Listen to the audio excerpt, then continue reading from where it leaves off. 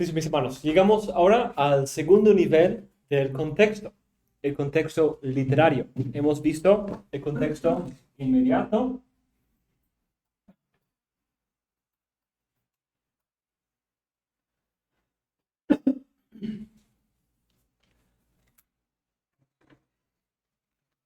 hemos visto el contexto inmediato,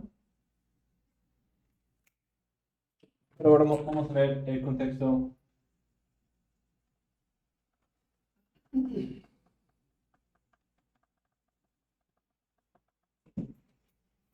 literario.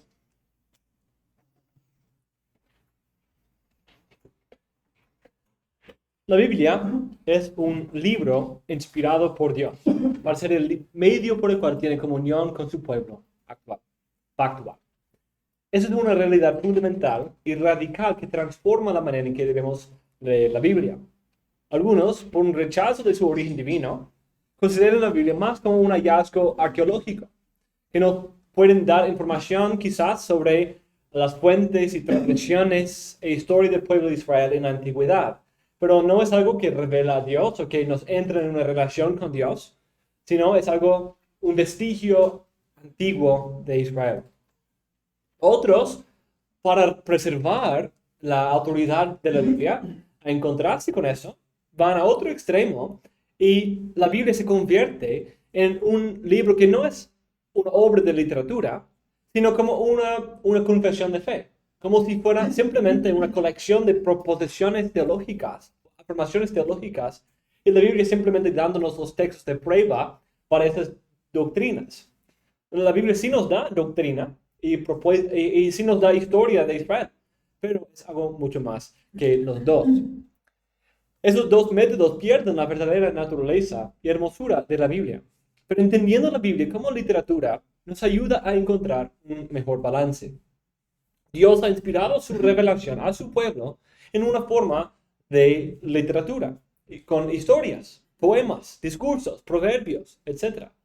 Y esa naturaleza literaria de la Biblia sirve esa intención trinitaria de que Dios pudiera entrar en comunión con su pueblo y que su pueblo pudiera encontrarse con él en la Biblia. En esta clase queremos considerar la naturaleza literaria de la Biblia y sus implicaciones para nuestra manera de interpretar las escrituras. Al hacer esto, estamos entrando en el segundo nivel del contexto de la Biblia, el contexto literario. El término literario, como aplicado a la Biblia, tiene una historia larga. El criticismo histórico y bíblico usaba lo que se llama el criticismo literario. Entonces, hablaban de la Biblia como literatura en cierto sentido, pero no en el sentido que lo estoy usando ahora, sino ellos, como dijimos en la clase anterior, simplemente lo veían como una colección de fuentes, con un proceso de redacción que tenía tradiciones orales, escritas, un trasfondo cultural detrás, y eso fue la meta. Simplemente viéndolo como obra de literatura distante de historia o de revelación divina.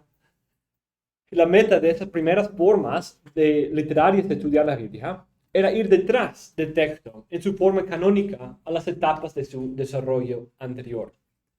Pero desde la última mitad del siglo XX, los años 1960 y adelante, ha habido un uso del análisis literario para considerar la Biblia en su forma final, por considerar sus géneros, su diseño, el arte con el cual se desarrolla y relata su historia. Un autor, Long, dice, en las últimas décadas han surgido enfoques literarios modernos que ofrecen alternativas a la práctica histórico-crítica tradicional. En algunos casos desafían las conclusiones anteriores. Ahora, algunos de estos eruditos modernos, usando esos enfoques literarios, toman por sentado las conclusiones del criticismo bíblico acerca de cuándo se escribió, su autor, a su composición, pero no se enfocan en esas etapas anteriores, sino en su forma final. Se enfocan en la forma final del libro, cómo lo tenemos, como una obra de redacción, una obra de composición intencional que tiene un diseño, un arte, un desarrollo unido que enfatiza la coherencia entre las partes. Leland Ryken define algunas de las cosas que subyacen este método nuevo de considerar la Biblia como literatura. Este nuevo enfoque de la Biblia se compone de una serie de ingredientes. Una preocupación por los géneros literarios de la Biblia. Una nueva disposición a tratar los textos bíblicos como un todo acabado, en lugar de como un mosaico de fragmentos, en contraste con el método bíblico crítico. Un interés por la Biblia en su estado actual, en lugar de realizar excavaciones en el proceso de redacción que hay detrás del texto. Una inclinación a utilizar términos literarios en lugar de los tradicionales términos teológicos para hablar de los relatos y poemas de la Biblia. Un aprecio por el arte de la Biblia. Una sensibilidad hacia la dimensión experiencial y extraintelectual, es decir, más de las ideas de la Biblia. Aunque la teología y las presuposiciones de cada intérprete siempre tienen sus efectos en su manera de acercarse a la Biblia como literatura, pero este estudio ha traído mucha luz sobre el entendimiento del texto en muchos casos y también presenta una manera más cercana a una lectura de la Biblia en sus propios términos. Porque la Biblia se presenta como literatura, como obras de poesía, como historias, narrativas, discursos. Entonces, el acercarnos a la Biblia de esa manera es acercarnos como la Biblia quiere que nos acerquemos. Porque eso es lo que la Biblia es. Es historia, es poema, es proverbio. Y nos acercamos conforme a ella. Hay muchos beneficios en ese nuevo método de estudio. Porque nos ayuda a entender mejor la coherencia entre todas las partes. El arte, las técnicas literarias que usa para desarrollar una historia. Toma la Biblia no como simplemente un vestigio, sino una obra en la cual podemos entrar, que podemos disfrutar, que tiene hermosura y belleza. Entonces, nos lleva a ver la manera en que el autor divino operó en su autor humano para producir un libro divino en una diversidad de formas y estilos literarios distintos. Ese estudio de la Biblia como literatura es algo que toma en cuenta la presuposición de que la Biblia es inspirada de manera orgánica y concursiva. Esa relación íntima entre el autor humano y el autor divino. Y eso se manifiesta aquí, en ver la Biblia como literatura. Porque el Espíritu Santo usó, supervisó y santificó esas varias formas literarias, de narrativa, de parábola, de poema, para hablar la revelación del Señor. Quiero darles una ilustración y algo que viene de mi propia experiencia, para ayudarnos a ver la diferencia de ver la Biblia simplemente como una colección de afirmaciones teológicas que tenemos que confesar y como una obra de literatura. No va en contra de la teología, pero nos ayuda a ver que la teología no se ve en un contexto abstracto en la Biblia, sino en un contexto cotidiano de la vida del pueblo de Dios y en una forma literaria. Eso vino a mi mente y me di cuenta de esa realidad, que yo lo hacía cuando leí Salmo 12, versículo 6. Ese texto dice: las palabras del Señor son palabras puras, plata probada en un crisol en la tierra, 7 veces refinada. Por mucho tiempo, mi entendimiento de ese texto era como un texto de prueba para la inerrancia de las Escrituras. Simplemente, citando ese texto solo para hablar de la inerrancia, la perfección, la pureza de la palabra del Señor. Y no he cambiado ese sentir de ese texto afirma eso. Creo que sí. Pero cuando lo leí en su contexto, me di cuenta que hay algo mucho más a fondo en lo que el autor está diciendo. Sigo pensando que puede usarse para defender esa doctrina, porque sí afirma muy claramente la pureza y la perfección de la Biblia. Pero no me di cuenta de la verdadera gloria y hermosura de ese texto, así que lo leí en el contexto de todo el Salmo. Al leerlo de esa manera, reconocí que como esta verdad de la pureza de las Escrituras no se hace en un contexto teológico abstracto, sino en un medio de la vida del pueblo de Dios, en su apego a las promesas y palabras de Dios en medio de aflicción. Podemos leer todo el Salmo así. Para el director del coro, sobre una lira de 8 cuerdas, Salmo de David. Salva, Señor, porque piadoso deja de ser, porque los fieles desaparecen de entre los hijos de los hombres. Falsedad habla cada uno a su prójimo. Hablen con los labios lisonjeros y con doblez de corazón. Corte el Señor todo labio lisonjero, la lengua que habla con exageración. A los que han dicho, con nuestra lengua prevaleceremos, nuestros labios nos defienden. ¿Quién es Señor sobre nosotros? Por la desolación del afligido, por los gemidos del menesteroso, me levantaré ahora, dice el Señor. Lo pondré en la seguridad que anhela. Las palabras del Señor son palabras puras, plata probada en un crisol, en la tierra 7 veces refinada. Tú, Señor, los guardarás, de esta generación los preservarás para siempre. En torno se pasean los impíos, cuando la vileza es exaltada entre los hijos de los hombres. Ese texto es parte de un salmo de David y es un poema. Se encuentra en forma de poesía. La poesía de la Biblia es uno de los lugares donde la naturaleza literaria de la Biblia se evidencia más claramente. Toda la Biblia es literatura en cierto sentido, pero la poesía es muy literaria. Algunos eruditos describen la literatura como un espectro. Un espectro. Entonces, poesía está muy en el nivel del literario, mientras quizás una genealogía o quizás a veces un sermón o una epístola puede ser un poco menos literario, pero siempre literatura. Por lo tanto, no afirma la inerrancia de la Biblia en términos abstractos como lo encontraríamos en una confesión de fe o en una declaración como la de Chicago, simplemente haciendo afirmaciones teológicas, sino se ve en forma de líneas paralelas, en forma de repetición, de paralelismo, parte de las características de la poesía. Esas líneas son bien placadas de imágenes e información que ayudan a comunicar eficazmente la experiencia que David quiere expresar. Además, hay un uso frecuente de imágenes y figuras, incluso en el versículo mismo. Hay la realidad de una metáfora que compara las palabras de Dios con plata refinada en un crisol.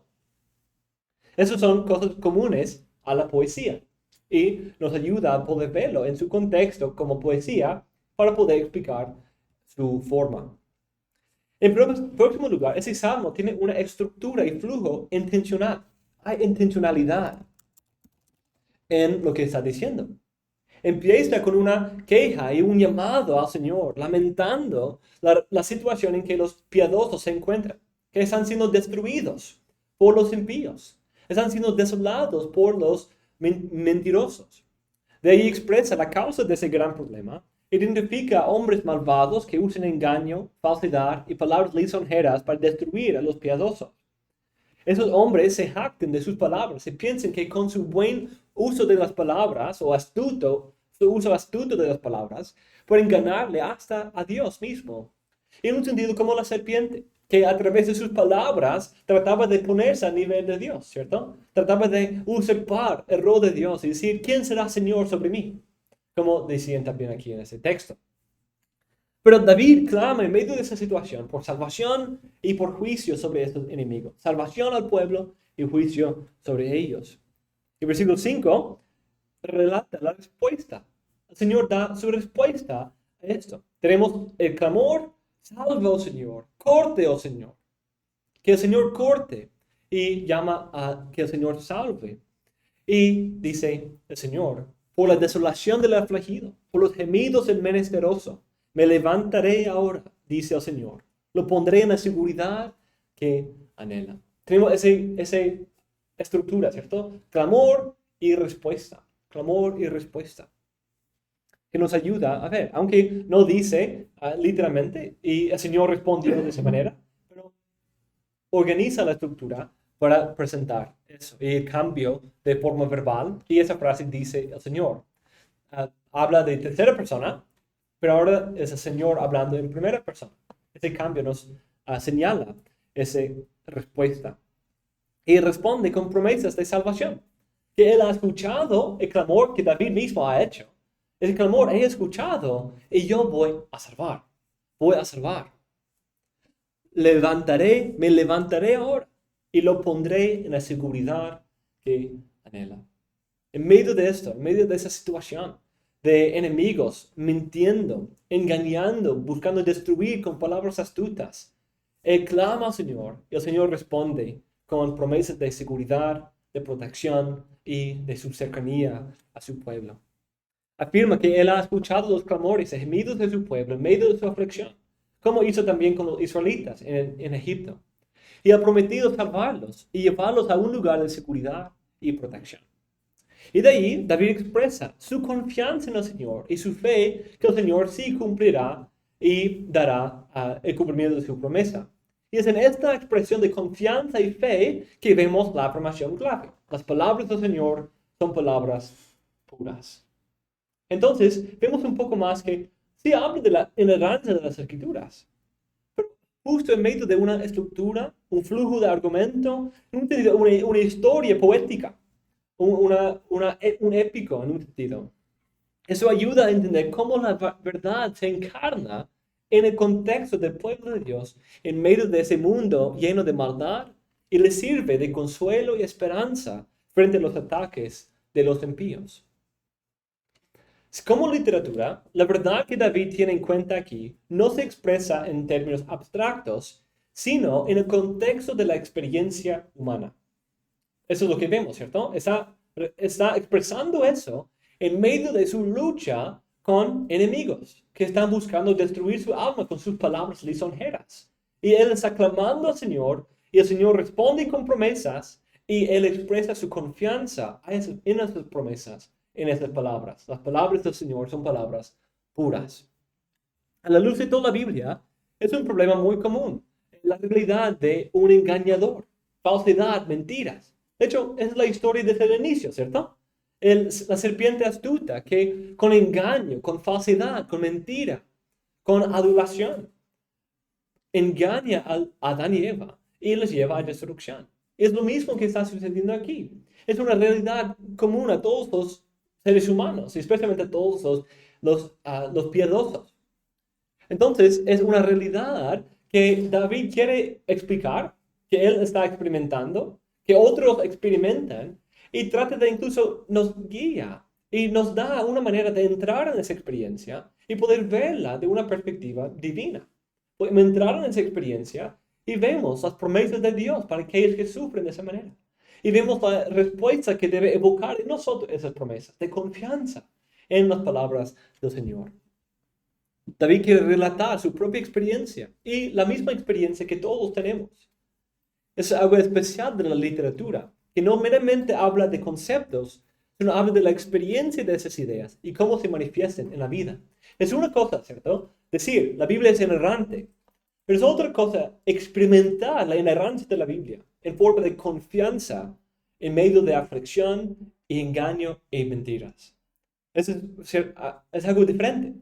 Lo toma ese concepto teológico abstracto que está en las nubes y de ahí lo pone justo en medio de nosotros, justo en medio de una experiencia que nosotros podemos pasar.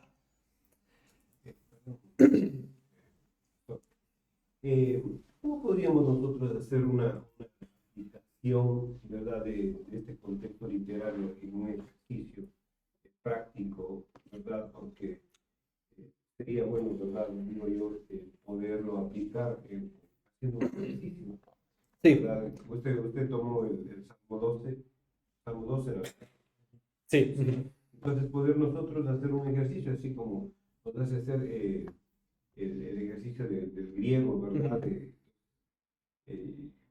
Poder aplicarlo, aprenderlo, porque lo vería yo de una forma más práctica, ¿no? Sí, pues estoy intentando hacer eso ahora con Salmo 2. Yeah. Sí, esa es la meta de lo que estoy tratando de hacer. Pero si leemos el texto podemos, ya lo hago en manera de preguntas. Yeah. Entonces vemos, pero déjame terminar con esto porque eso requiere un poco más de estudio. Entonces, esa forma de literatura sirve como una forma de encarnación. La literatura toma la verdad de Dios, de las verdades acerca de las Escrituras, y las encarna, las pone en medio de nosotros. No habla de nosotros desde las nubes, de las torres, de la teología, los conceptos abstractos y elevados, sino expresa verdad en medio de un contexto práctico, en medio de un contexto de la vida común y corriente. Otra realidad que notamos aquí, que es parte también de la literatura, es que sirve para poner la teología, las afirmaciones teológicas en términos concretos. Eso es algo de la literatura. La literatura habla en términos concretos. ¿Y qué quiero decir con eso? Nos lleva a una experiencia, a poder imaginar una escena, a poder pintar un cuadro en nuestras cabezas, poder ver ciertas cosas, tocar ciertas cosas, oler ciertas cosas, escuchar ciertas cosas. Algo de la experiencia concreta, no abstracto de ideas filosóficas elevadas, sino de lo que podemos tocar, lo que podemos ver, lo que podemos experimentar. ¿Cómo vemos esto aquí? ¿Cuál es una forma en que pone esta expresión teológica de la inerrancia de las escrituras en términos concretos, en algo que podemos tocar, ver, experimentar? Una manera que eso sucede es con el uso del lenguaje figurativo, como la plata. Quizás es un poco difícil, especialmente para nosotros. Nosotros no escuchamos la voz del Señor como David.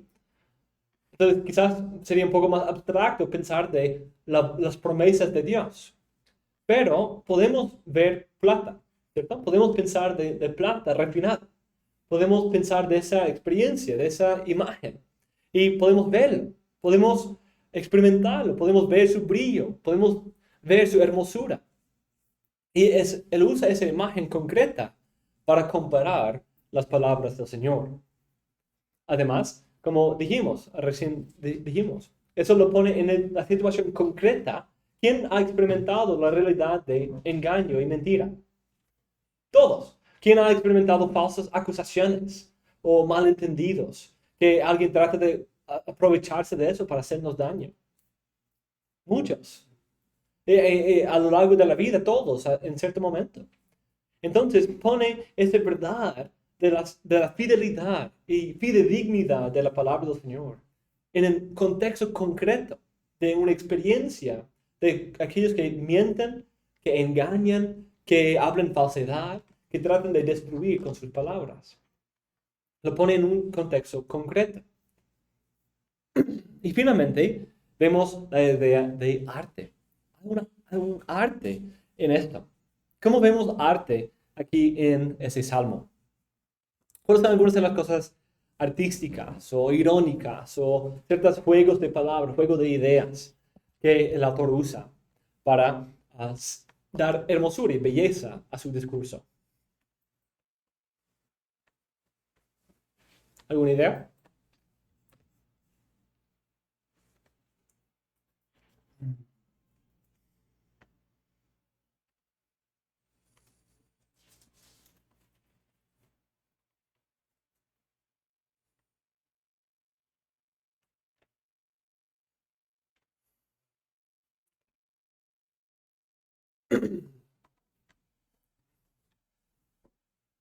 Pues en primer lugar, El versículo 6, las palabras del Señor son palabras puras, plata probada, y sabiduría de la arte.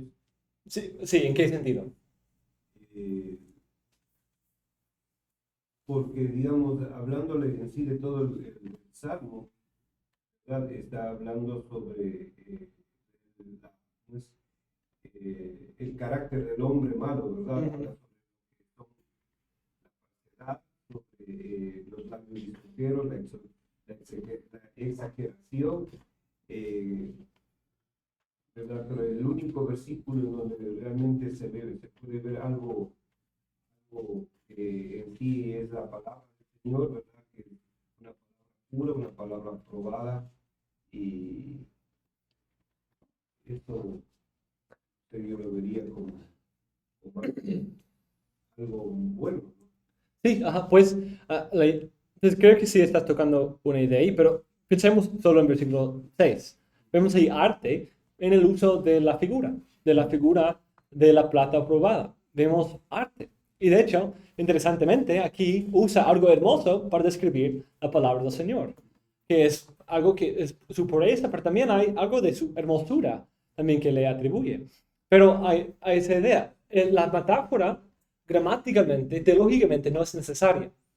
No es necesario afirmar las palabras. De hecho, ya lo dijo muy claramente, las palabras son puras, pero usa un toque artístico, un embellecimiento para explicar, dar una idea concreta de esa hermosura. Usa arte, una metáfora, una descripción de eso, de la palabra del Señor, en términos de plata probada. Otra cosa que creo que estabas mencionando es algo de arte también, es por qué hace referencia a las palabras del Señor. Contrastándolo. Sí, exacto, nota de contraste, la gran ironía que hay entre las palabras lisonjeras, las palabras de falsedad, labios engañosos de los impíos, y ellos usan sus palabras para destruir, pero el Señor usa sus palabras para salvar. Entonces, no, eso es parte del arte. Hay una intencionalidad de que Él señala esta parte de Dios, sus palabras, porque es sus palabras de salvación, sus promesas de salvación, sus promesas de protección, que al cual el creyente puede aferrarse en medio de tantas palabras lisonjeras, respalosas que no nos dan un fundamento sólido, nos engañan, nos destruyen. Pero para el creyente en medio de esa situación puede aferrarse de algo seguro, un ancla en medio de eso, de la tormenta de la falsedad. Hay un ancla para su alma en las palabras puras y fidedignas del Señor. Eso es arte. Noten las palabras falsas aquí, pero las palabras puras del Señor. Y aún más las palabras la palabra del Señor, pues dice aquí en el versículo 7, tu Señor lo guardarás, y estas palabras que lo está hablando, irá de generación, ¿verdad? Y la perseverará para siempre.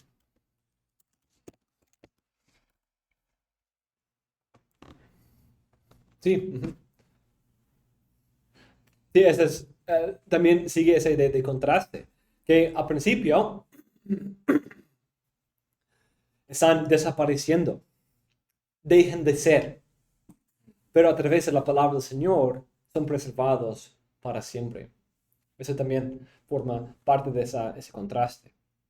Pero también hay el arte en la estructura, hay arte o diseño, hay diseño hay la expresión de un clamor y una expresión de una queja, un conflicto, un problema que él está expresando. De ahí clama al Señor por salvación. El Señor responde y de ahí él responde a esa respuesta del Señor con su propia afirmación de su confianza. Afirmando las palabras del Señor son puras y expresando su fe que el Señor va a salvar conforme a lo que él ha dicho. Entonces vemos palabras que están destruyendo y de ahí palabras que están salvando. Palabras en las cuales no podemos confiar, que nos destruyen, y palabras que son firmes, estables, que nos ayuden en medio de la tormenta. Entonces noten, eso es algo hermoso. Entonces sigue con la posibilidad de usarse para afirmar la inerrancia, pero es algo mucho más glorioso, mucho más profundo, mucho más hermoso. Algo que pone esa verdad en el contexto de nuestra experiencia, en medio de nuestras vidas, y nos da un ejemplo de cómo experimentar esa verdad. La Biblia, como dijimos al principio, es diseñada para poder encontrarnos con Dios. Dios no quiere solamente que entendamos verdades.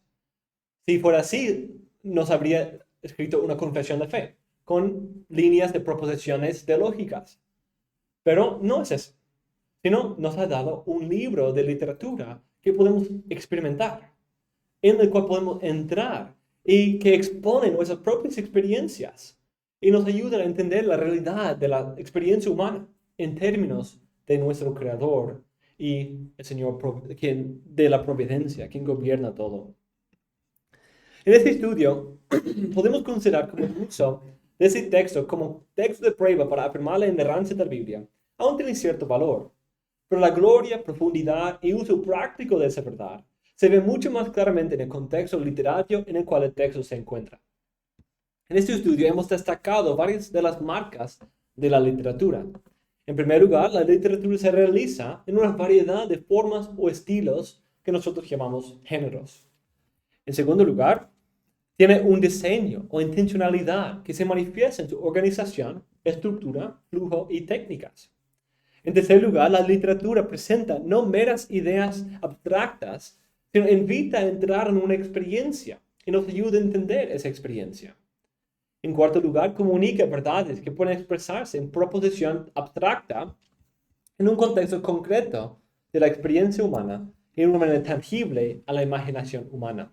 Eso aparece aquí en forma esa metáfora, pero también cuando describe un escenario, poniendo el contexto, describiendo árboles, describiendo ríos, describiendo, viendo oliendo la fetidez de los cadáveres en Joel, por ejemplo.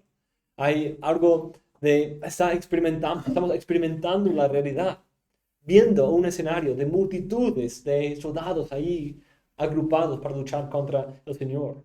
Usa imágenes, lenguaje, para pintar un cuadro, para pintar el escenario en una manera concreta, en una manera que podemos producir imágenes en nuestra mente de lo que está sucediendo.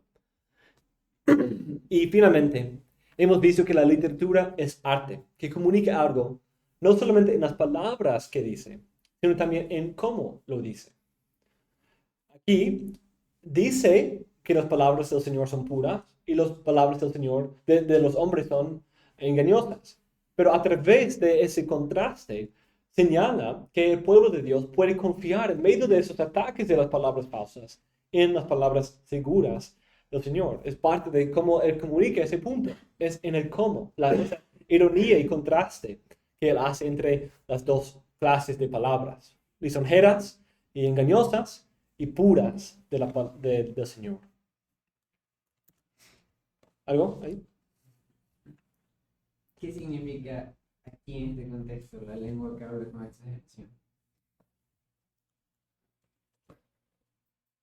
La lengua que habla con exageración. Quizás en el contexto de como falsas acusaciones o exagerando algo, una calumnia, un insulto de alguien, hablando como a veces nosotros hacemos, ¿cierto? Tú siempre haces esto, cuando no siempre hace eso, pero quizás mucho, pero con exageración lo explota, lo lleva fuera de proporción. Entonces, en una manera aún más grave, en una manera de acusación o, o quizás en engaño. ¿Cómo vas a ser como Dios? Es una exageración, ¿cierto? No lleguen a ser como Dios, sino pues, lo opuesto en muchos sentidos. Podríamos ver de que a veces nosotros podemos hablar con exageración cuando hablamos mal de la gente. Sí, sí. Estar hablando mal de Sí, hablamos mal y decimos, pues, esa persona es lo peor de todos, esa persona siempre hace mal, cuando es una exageración que simplemente desprecia a la persona.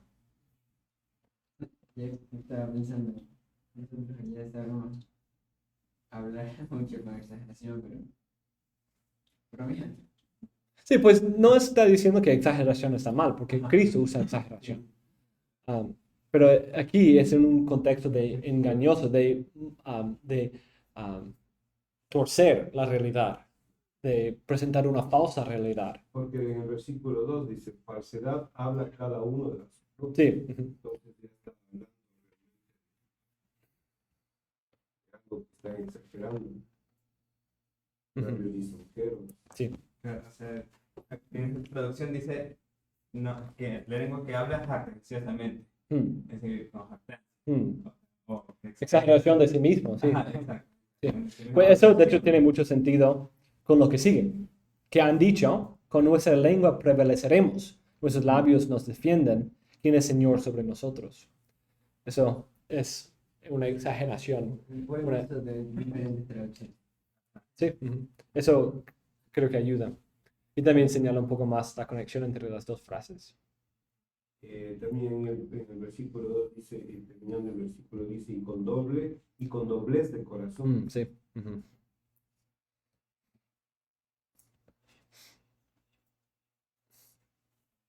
Como como la serpiente, diciendo, no morirás, aunque sabe que va a haber malos efectos, seguro, malas consecuencias, pero no habla de eso. Dice algo, pero realmente quiere decir algo diferente. O solo presenta parte de la verdad para engañar y destruir. Entonces, consideremos esas características de la literatura. En primer lugar, la literatura tiene una variedad de formas. Hemos hablado de palabras individuales, de frases, oraciones, incluso de discurso. Pero eso nos lleva a otra categoría importante, la idea de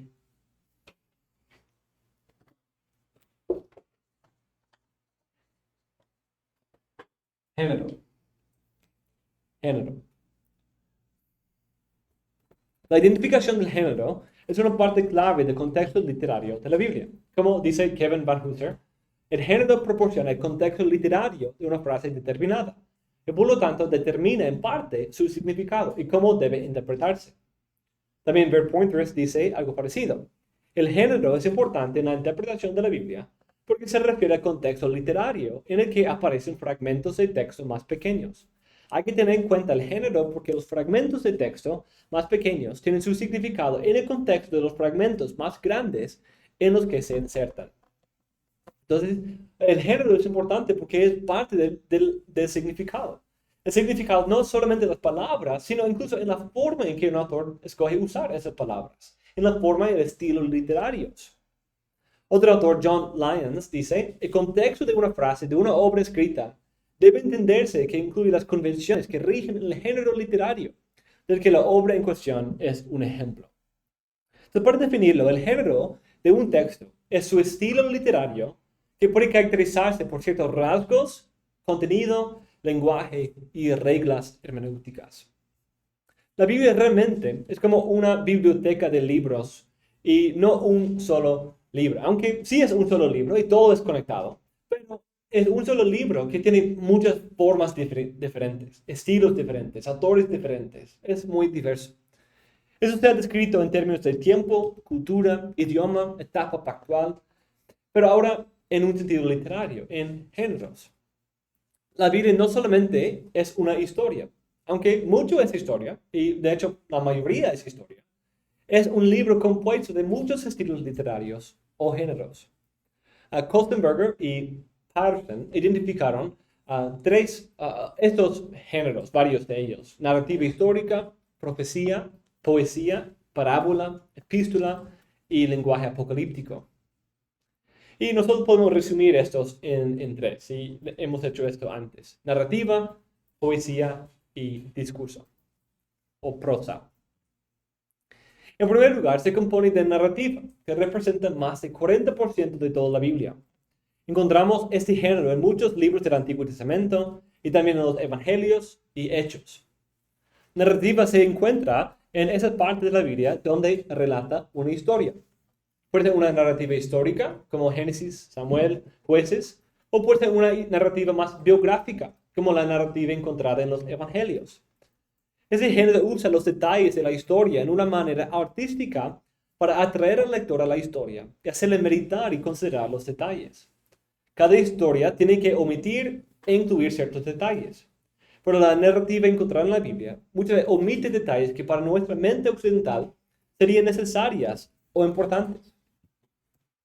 Eso nos ayuda a ver que debemos prestar mucha más atención a los detalles de la historia y considerar cómo se está llevando a cabo la historia, las técnicas, el arte detrás. Y nosotros vamos a ir viendo ejemplos y explicando cada uno de esos géneros con más detalle. Pero aquí es solo la introducción.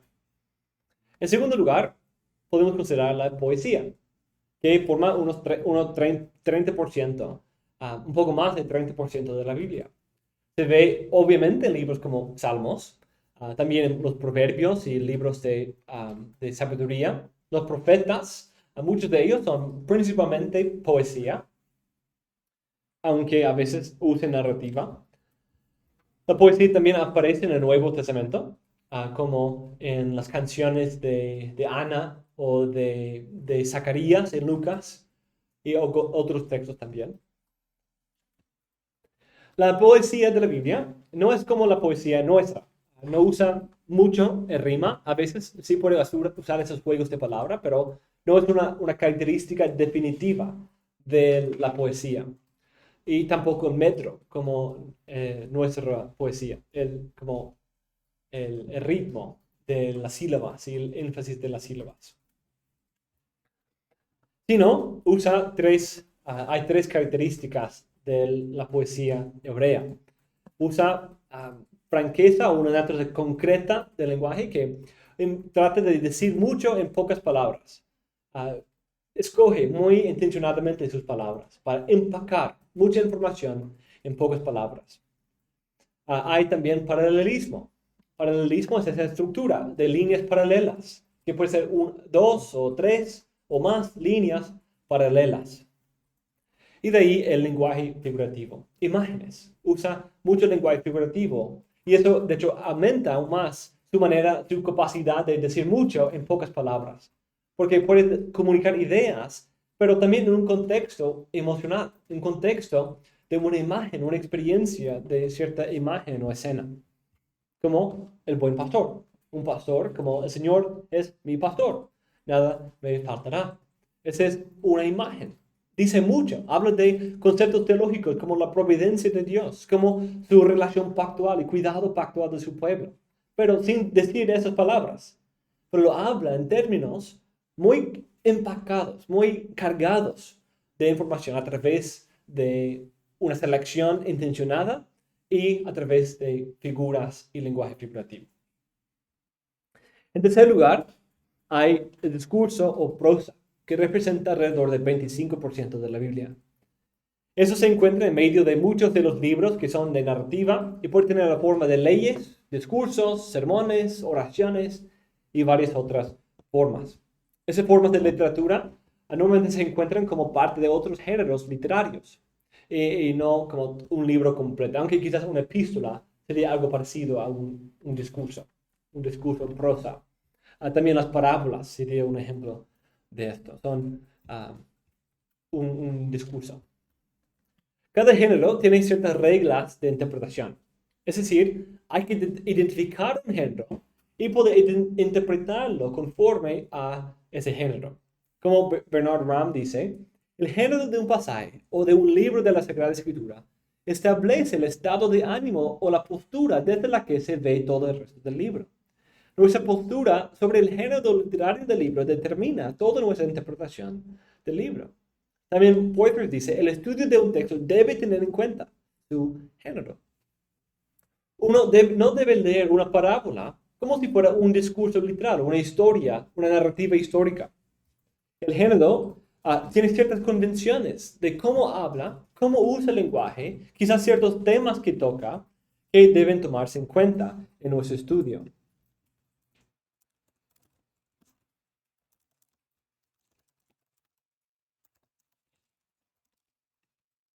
Por ejemplo, si leemos a Lucas 16 y la narrativa de Rico y Lázaro como una historia, una narrativa histórica, quizás presenta ciertas ideas un poco difíciles en cuanto a la naturaleza de los cielos y el estado después de la muerte y la conexión entre el infierno y los cielos, ¿cierto?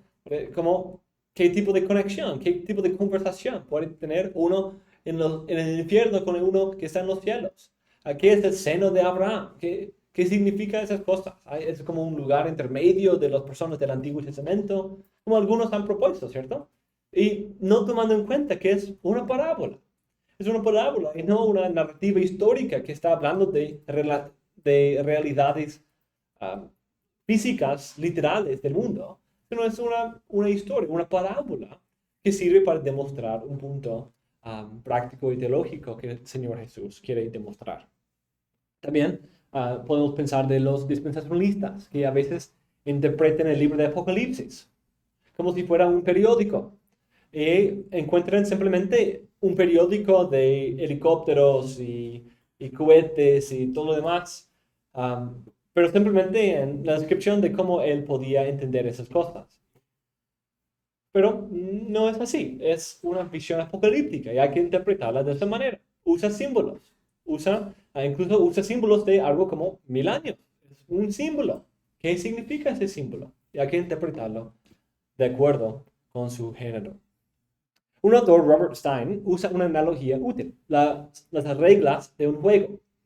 Si no entiendo las reglas de un juego, no puedo jugar, ¿cierto? No. Si yo conozco básquet y yo entro en el juego, el partido de fútbol que ustedes están teniendo, vamos a tener un problema, ¿cierto? Voy a ir y coger el balón y empezar a ir Rebotar. rebotando la pelota y de ahí tirarla en el arco y ustedes van a... ¿Qué está haciendo? ¿Qué juego está jugando él? Pero, Roja directa. sí, entonces porque en baloncesto, en básquet, es lícito tocar el balón. De hecho, tienes que tocar el balón y no puedes patearlo. Sí, es penal. Entonces, esa es la diferencia. En fútbol americano, a veces puedes patearlo, pero a veces no. Puedes tocarlo y hay jugadas y hay una naturaleza distinta a cómo se juega. Entonces, debemos acercarnos al juego entendiendo las reglas, entendiendo cómo funciona. Cosenberry y Patterson dicen, en cada caso, si quieres jugar el juego, primero debes familiarizarte con las reglas. Por el contrario, si no conoces las reglas de un juego determinado, lo más probable es que te pierdas y seas incapaz de seguir un juego, y mucho menos de participar en él. Es similar a la interpretación de los diversos géneros de la escritura. Para captar los finos matices de que transmite el texto bíblico, debemos aprender las reglas que guían la interpretación de este género bíblico en particular. Otro ejemplo extremo, cuando vemos la parábola de Jotam en Jueces. Así lo leemos como si fuera una narrativa histórica, tenemos una visión del mundo muy distinta, ¿cierto? De los árboles, un concilio en que iban a eleccionar o votar por un rey sobre los árboles. Tenemos algo mítico, algo fabuloso. Así como el Señor de los Anillos y los Ents oh sí, también como Narnia, que los árboles susurran y hablan entre sí. Pero eso es la realidad, no es una narrativa, no se presenta como una narrativa histórica. Am, por ejemplo, en el caso del dispensacionalismo, ellos tienen una interpretación gramática, histórica, literaria, Ujú, ya, y ellos analizan estos puntos. Cuando interpretan estos pasajes en Apocalipsis, ujú, en su interpretación, ellos están respetando una literatura apocalíptica llena de símbolos, ujú. pero eso es afectado o es limitado por las presuposiciones que ya tienen acerca de ese pasaje. Sí, ujú, Porque van a agarrar ese texto en 1000 años, ujú, que está justamente al lado cuando Satanás es encarcelado, y ellos no Ujú. van a afirmar que eso es literal, ujú, no hay una cadena Ujú. literal. Pero de esa manera también nuestras presuposiciones van a afectar literalmente a todo lo que está analizando un texto, a pesar de que ya entendamos, por ejemplo, las reglas de juego. ujú. Tenerlas en mente o conocerlas, pero no aplicarlas del todo, Sí, ujú, sino simplemente a lo que me conviene. sí, ujú. Sí, es cierto. Y eso es un punto que vamos a hacer en poco. Que la realidad de que no es una ciencia objetiva. A veces, siempre nuestras presuposiciones nos pueden afectar. Determinar un género es clave. De hecho, no es solamente un inicio al proceso interpretativo, sino también es parte de ese proceso. Nosotros hacemos esto todo el tiempo con música. Podemos señalar géneros distintos. Alguien que conoce música puede, ese es un vallenato, o eso es una balada, o eso es rock, o eso es, hay varios géneros, ¿cierto? Distintos. Esa es música clásica. Y porque cada uno tiene cierto ritmo, ciertos instrumentos, quizás, tiene sus toques distintos. También en películas. Hay películas de acción, películas de drama, películas de romance, películas románticas, de chiste, de comedia. Hay varios géneros distintos. Cuando vamos al supermercado, es una ilustración que he escuchado, nosotros, cada pasillo es como un género. Ese es el lugar donde están las harinas y los azúcares. Ese es el lugar para los jabones y las cosas de aseo. Aquí son los lácteos, que tienen todo el yogur y todo eso junto. Aquí son el té, el café, el chocolate caliente. Son géneros, ¿cierto? Están todos agrupados. Aquí son las cosas congeladas.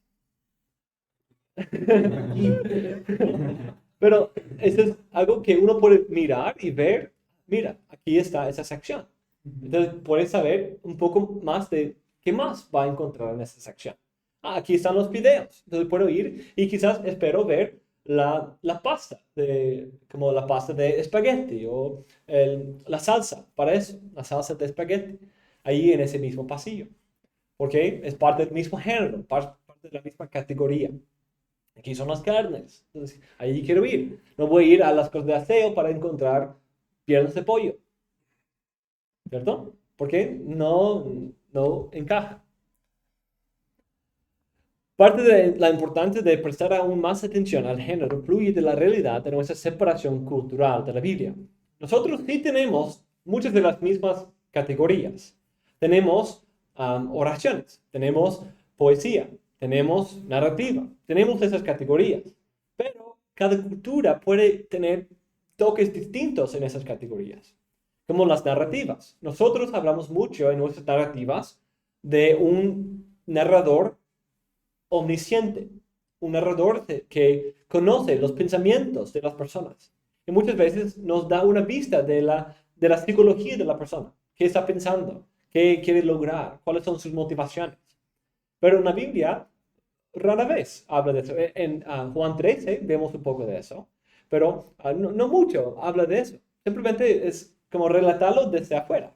Y no explica siempre el carácter o los pensamientos de la persona. A veces simplemente dice, fue malo o fue bueno. Y ese es el extento, la extensión de su reflexión sobre el carácter interno de la persona. También nosotros tendemos a usar muchos detalles en nuestras historias, en explicar el trasfondo, en explicar cómo sucede algo. Cuando la Biblia está libre para omitir muchos detalles que quizás nosotros diremos, esos son detalles importantes. Pero a veces eso es parte de la meditación, parte de por qué no explica esas cosas, por qué omitió ciertos detalles. Eso a veces puede ser parte de la intención y arte que el autor quiere que eso choque con nosotros. También en poesía, eso es muy obvio, ¿cierto? Muy obvio la diferencia. Nosotros no usamos tanto el paralelismo. Y el rima y el metro, que son tan importantes para nosotros, no son tan importantes para la Biblia. Entonces son diferencias culturales. Pero aún así, Dios ha diseñado la literatura y los géneros para poder comunicar su palabra a los hombres. ¿Dónde estamos? Y ha diseñado a los hombres con la capacidad de aprender géneros, de poder identificar géneros distintos. Incluso poder vivir de una manera cross-cultural o transcultural. Entonces, aunque esa realidad de la distancia cultural debe darnos humildad y darnos diligencia en estudiar y prestar atención a esas cosas, no debe llevarnos a la desesperación. Es decir, no puedo entender la Biblia porque es tan distante. Sí requiere un poco de trabajo, sí requiere humildad, pero es algo posible. Otro ejemplo de esa diferencia es en las epístolas. Una epístola parece ser algo muy estándar, ¿cierto? Una epístola, todos escribimos cartas. Pero, ¿dónde va la identificación del autor en una carta nuestra?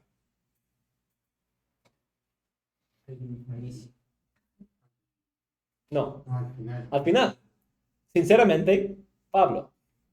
Al final, ¿cierto? Atentamente, o algo así, o con amor. Decimos algo así al final. Pero en la Biblia, o en las cartas de este tiempo, ¿dónde va? Al principio. Entonces, eso es parte de la diferencia. Eso, así era la costumbre cultural de ese tiempo. Entonces, no es, ahí es un ejemplo de cómo no es tan separado que no podemos entenderlo, pero simplemente es útil poder tomar en cuenta que hay ciertos toques distintos de estructura, de manera en que llevan a cabo esas cosas. Quizás nosotros empezamos con las salutaciones, como esos saludos que normalmente terminan el libro de la Biblia. ¿Cómo estás? Espero que eso te encuentre bien. Espero, salúdame a tu hermana, a tu abuela. Espero que te encuentres bien, pero quiero hablar de esto. Entonces, como estas cosas como de cortesía que a veces usamos, de esa conversación básica, es superficial. Hacemos eso y de ahí entramos en el grano, el núcleo de la conversación. Pero a veces Pablo entra justo en el núcleo, dice, hola, ¿cómo estás? Gracias y paz a ti, vamos. Y de ahí da los saludos a la familia y pregunta sobre la abuela y todo esto al final.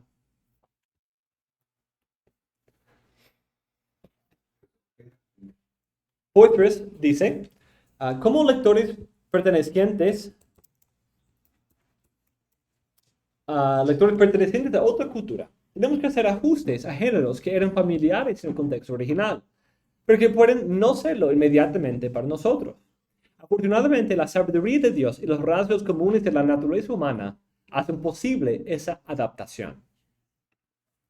Ahora, llegando al punto que Rodrigo mencionó, el estudio de género es algo muy importante y es un aspecto clave de una interpretación responsable. Derucci dice, el género se refiere a una categoría identificable de composición literaria que suele exigir sus propias reglas exegéticas. Por consiguiente, un malentendido del género de una obra puede llevar a una interpretación sesgada. Nuestras decisiones en ese punto colorearán el resto del proceso exegético. Los efectos negativos de ese estudio o su descuido pueden verse en algunos ejemplos. Los de criticismo histórico,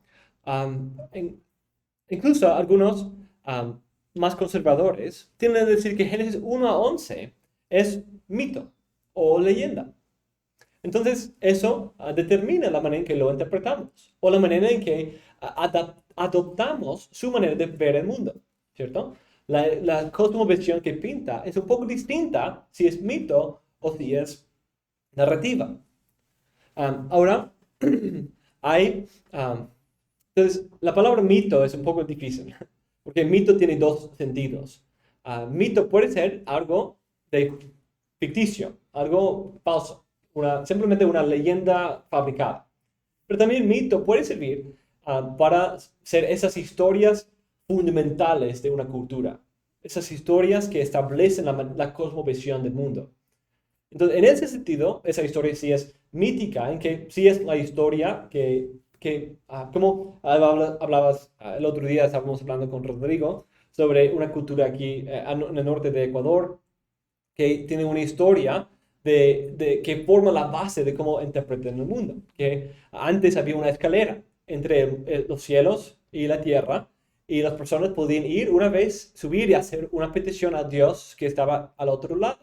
Pero una vez alguien trataba de apresurar a alguien más que estaba yendo un poco más lento y se cayó. Entonces, de ahí Dios quitó la escalera y ahora no pueden tener ese acceso a Dios como antes. Y por eso el mundo está en la situación que está. Porque antes iban y pedían buenas cosas y dones y prosperidad. Pero ahora no tienen esto porque han perdido esa conexión. Es un mito en los dos sentidos. Mito ficticio, que no sucedió, pero también mito es que la historia fundamental de la cultura, de cómo ven el mundo, cómo explican la situación del mundo. En este contexto, Génesis 1 a 11 puede ser mito en el segundo sentido, de ser la historia de cómo vemos el mundo. Y sí, es eso. Pero decimos que en este caso es una historia que tiene su base en la historia misma, porque pinta nuestra manera de ver el mundo, porque es la manera en que el mundo llegó a ser, porque Dios es el creador. Entonces no es mito en el primer sentido.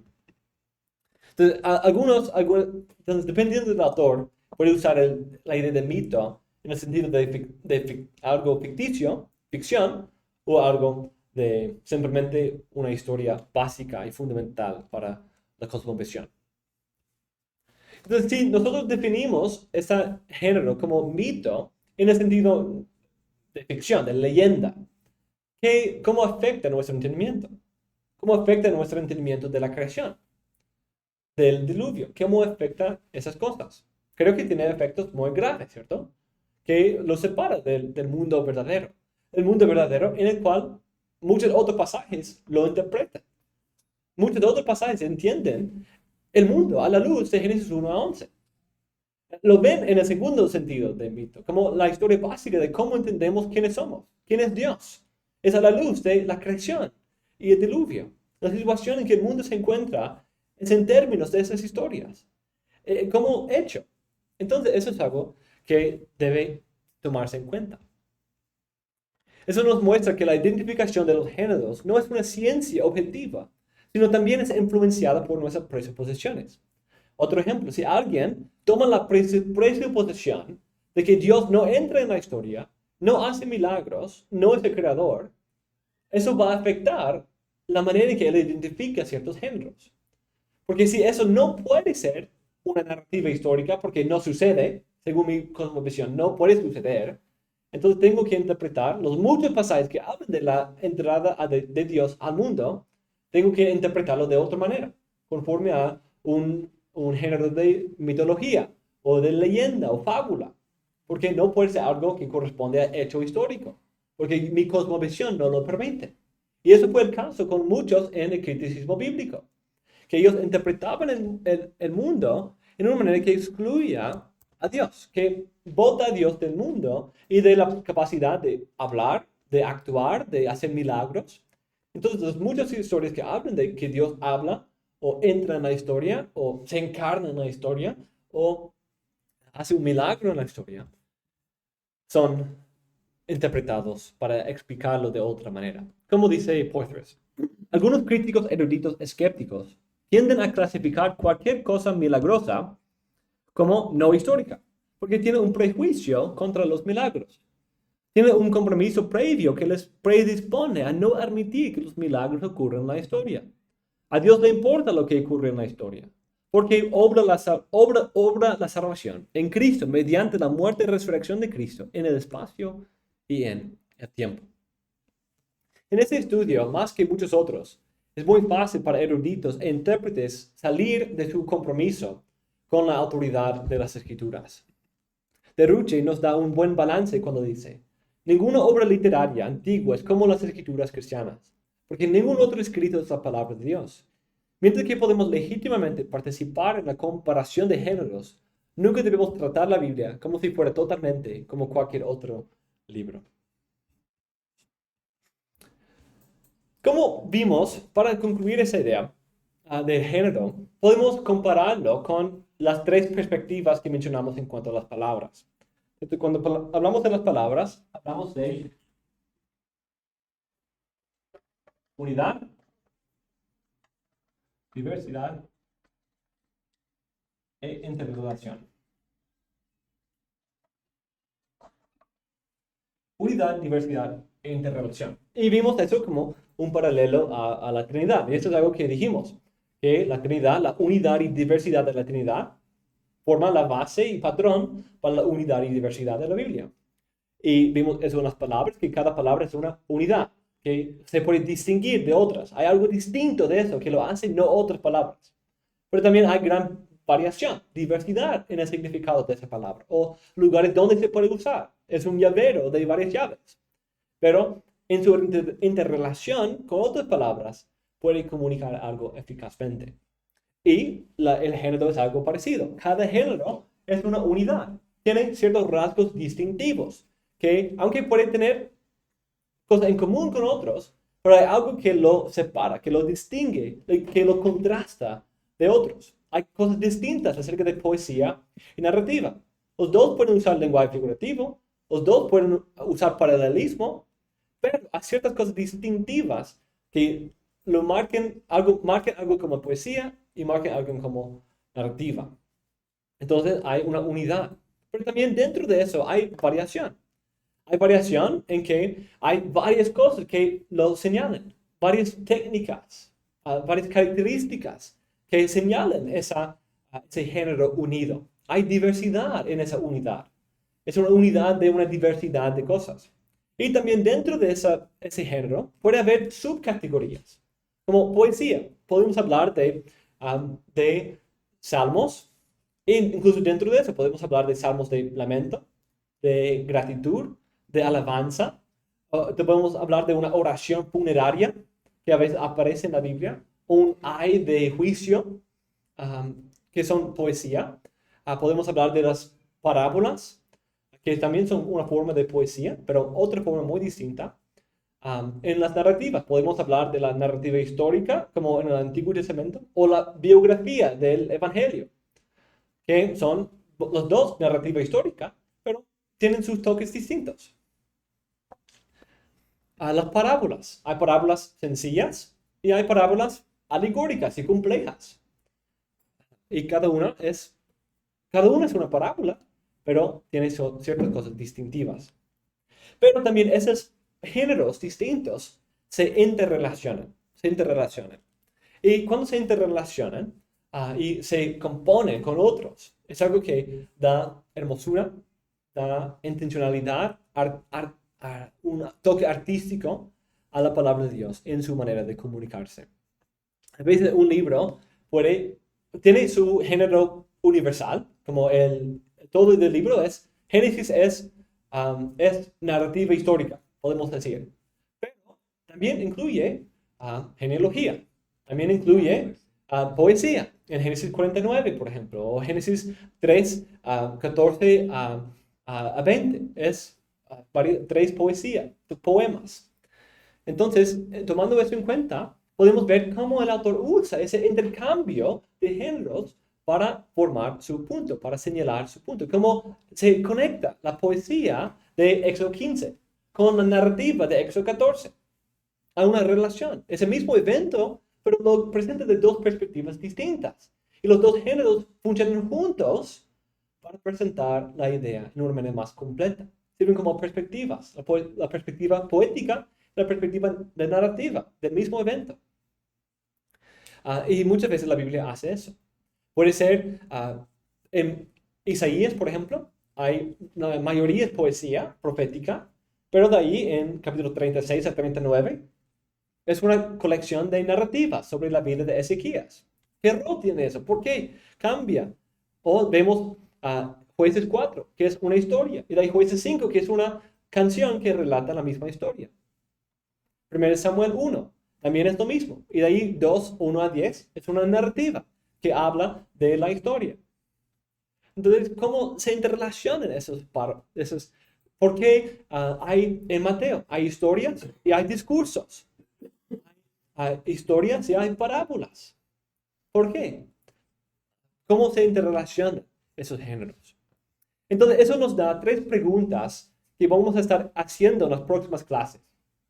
Y tienen que ver con esas 3 categorías. En cuanto a unidad, ¿cómo distingo ese género? ¿Cómo reconozco ese género? Y ¿cuáles son las marcas distintivas? Ahí en cuanto a su diversidad, es decir, tomar en cuenta la diversidad de sus técnicas y subcategorías. ¿Cómo interpreto ese género? ¿Cómo lo reconozco y cómo lo interpreto?